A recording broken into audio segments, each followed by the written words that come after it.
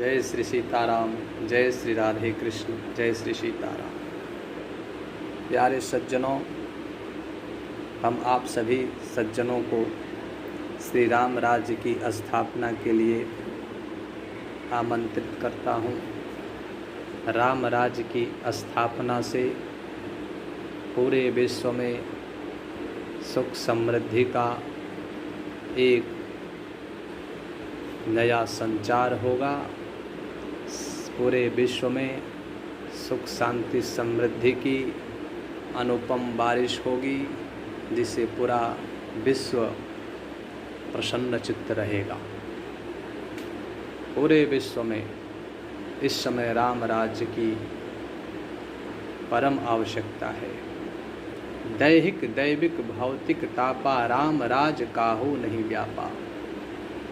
भारत वर्ष के महान संत गोस्वामी तुलसीदास जी ने राम राज की स्थापना से होने वाले लाभ के विषय में बतलाया पूरे समाज को कि राम राज्य में त्रिताप का कभी आगमन नहीं होता। त्रिताप से मुक्त समाज रहता है। स्वस्थ काया एवं प्राकृतिक आपदा से सुरक्षित एवं समय समय से प्रकृति भी अन्न प्रदान करती है और फल फूल औषधियाँ आदि प्रदान करने का कार्य करती है। प्रकृति तभी अनुकूल रहती है, सभी प्राणियों के लिए तभी प्रकृति अनुकूल कार्य करती है जब हम राम राज्य में संलिप्त होते हैं, संलग्न होते हैं, राम राज्य की सदस्यता को ग्रहण करते हैं। सभी भारतवासियों को विशेष रूप से राम राज्य का सदस्य बनना चाहिए। गोस्वामी तुलसीदास जी के निर्देशानुसार एवं धर्म सम्राट स्वामी करपात्री जी महाराज के भी निर्देशानुसार राम राज्य की बहुत अपार महिमा है।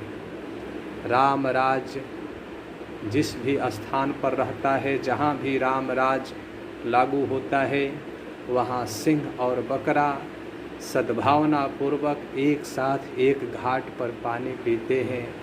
किसी के मन में किसी के प्रति भय का भाव नहीं रहता है, केवल कल्याण की भावना रहती है।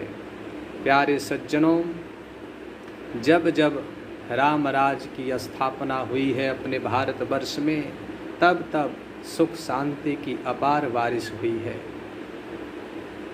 चाहे राजा पृथु का राज हो, राम राज से केवल ये नहीं समझना चाहिए कि भगवान श्री राम के ही राज्य को राम राज कहते हैं। राम राज का मतलब है धर्म राज।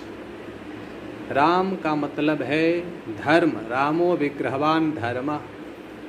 राम राज्य का मतलब धर्म पूर्वक शासन किया जाए। वेद एवं धर्म शास्त्रों के निर्देशानुसार समाज में शासन किया जाए। धर्म शास्त्र कहता है असहाय व्यक्तियों की सहायता करनी चाहिए, गिरते हुए को संभालना चाहिए, दीन दुखियों की सहायता करनी चाहिए, साधु संतों का सम्मान करना चाहिए, पुत्र को अपने पिता के प्रति श्रद्धा रखनी चाहिए, पिता का सम्मान करना चाहिए। ये राम राज्य में है। एक भाई के प्रति एक भाई के मन में सद्भावना होनी चाहिए, न कि वैमनस्यता। प्यारे सज्जनों, राम राज्य में एक भाई के दिल में एक भाई के प्रति त्याग है, सद्भावना है, किसी प्रकार की वैमनस्यता नहीं है। जब भगवान श्री राम वन में जाने लगे और भरत जी महाराज को जब अयोध्या का राज दिया जा रहा था, उन्होंने त्याग दिया। जैसे दूध में मक्खी पड़ जाती है तो दूध और मक्खी दोनों को त्याग दिया जाता है, उसी तरह से श्री भरत जी महाराज ने अयोध्या के राज्य को तुच्छ समझा। राम राज्य के बिना हर राज्य तुच्छ है, हर सुख सुविधा तुच्छ है। प्यारे सज्जनों, पिता का सुख तभी सर्वोपरि है जब पुत्र के दिल में पिता के प्रति आदर हो। पिता की आज्ञा को सर्वोपरि जहाँ माना जाता है, सर्वोपरि जहाँ रखा जाता है, उस राज को राम राज कहते हैं। पिता के इशारे पर ही प्रभु वन में चले गए, यह राम राज्य है। असुर राज किसे कहते हैं? पिता के कहने पर भी पुत्र पिता की बात न माने और विशेष पिता दबाव दे तो उसे कारागार में बंद कर दे। भागवत कथा में असुर राज की कथा एक आती है, कंस की कथा। उग्रसेन जी ने सद्भावना का पाठ जब पढ़ाना प्रारंभ किया कंस को कि गलत कार्य नहीं करना चाहिए, पाप नहीं करना चाहिए, असहाय व्यक्तियों की मदद करनी चाहिए, सहायता करनी चाहिए, बच्चों का वध न करो, हत्या न करो, बच्चों के प्रति भी करुणा रखनी चाहिए राजा को। इस तरह का उपदेश जब उग्रसेन जी महाराज जब अपने पुत्र कंस को दे रहे हैं तो कंस ने अपने ही पिता को बंदी बना दिया। तो जहाँ पुत्र अपने पिता की बात को न माने, उसे समझो कि बस वह असुर राज का सदस्य है और ऐसे राजा जहाँ रहते हैं वहाँ असुर राज की स्थापना होती है। कोरोना जैसी महामारी भी उस स्थान पर नहीं जाती जहाँ राम राज रहता है, वहाँ कोरोना रूपी महामारी का भी प्रभाव कम पड़ जाता है। प्यारे सज्जनों, मैं रावण राज के ऊपर थोड़ा प्रकाश डाल रहा हूँ।